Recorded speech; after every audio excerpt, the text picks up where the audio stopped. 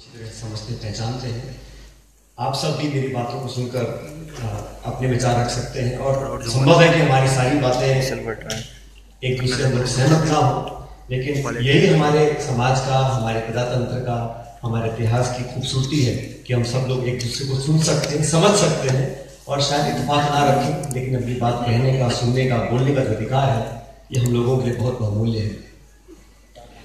अभी मेरा इंट्रोडक्शन जो करा रहे थे अमित जी इंट्रोडक्शन करा रहे थे और मैं गाड़ी में जब यहाँ एयरपोर्ट से आ रहा था तो हमारे कुछ साथी मेरे साथ थे, तो उन्होंने कई बार कहा युवा पीढ़ी, युवा राजनीति, युवा नेता।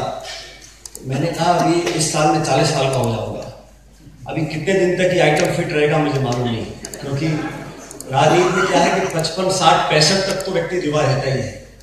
उसके बाद कहीं जाके चक्कर क्या है कि 55, 60 तक तो युवा है और फिर एकदम से अनुभवी और वयोवृद्ध और बुजुर्ग हो जाते हैं तो 5-6 साल में नहीं पूरा खेल बदल बिगड़ जाता है। लेकिन मुझे भी राजनीति में अब लगभग 16-17 साल हो गए। मुझे जनता के आशीर्वाद से 2 बार संसद में काम करने का मौका मिला, केंद्र में मंत्री बनकर काम करने का मौका मिला और फिलहाल मैं अपनी पार्टी का अध्यक्ष हूँ राजस्थान में, जहां विपक्ष में हूँ। पिछले कुछ समय 2-3 सालों के अंदर, 4 सालों के अंदर इस राजनीति में बदलाव आया है। सिर्फ सरकार बदली है इसलिए बदलाव नहीं आया है, सरकारें पहले भी बदली है और सरकार बदलना कोई बहुत बड़ा चमत्कार नहीं है। प्रजातंत्र में सरकारें बदलती भी रहती है, लेकिन आज जो माहौल है,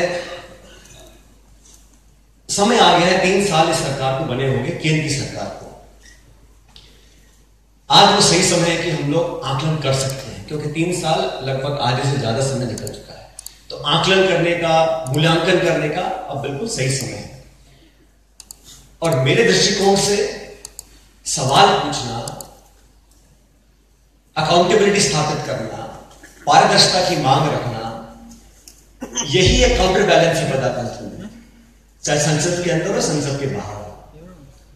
और चुनी हुई सरकार का सबको सम्मान करना चाहिए। हम सब सम्मान करते हैं, चाहे प्रदेश की हो, देश की हो।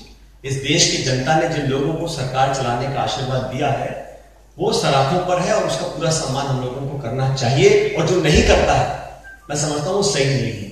लेकिन सम्मान का अर्थ ये नहीं है कि हम अपने सवाल पूछने की क्षमता को खत्म कर दें।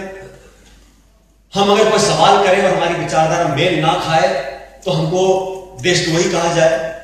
अल्टीमेटली हम सबका जो कलेक्टिव ऑब्जेक्टिव है वो एक ही है कि इस महान राष्ट्र को, जो इतिहास काल से, प्राचीन काल से प्रबुद्ध था, मजबूत था, दुनिया के पटल पर इतना ऊपर लेके जाएं कि आने वाली पीढ़ी कम से कम ये तो सोचे कि लोगों ने अपने रहते रहते इस देश को आगे पहुंचाने का काम किया है। और राष्ट्रवाद और देश को आगे बढ़ाना हम सबका, चाहे कलाकार हो, पत्रकार हो, राजनेता हो, खिलाड़ी हो, कोई भी हो, अंत में कहीं ना कहीं हमारे अंश में आवाज उठनी चाहिए कि हम सब इस देश को आगे लेकर जाए।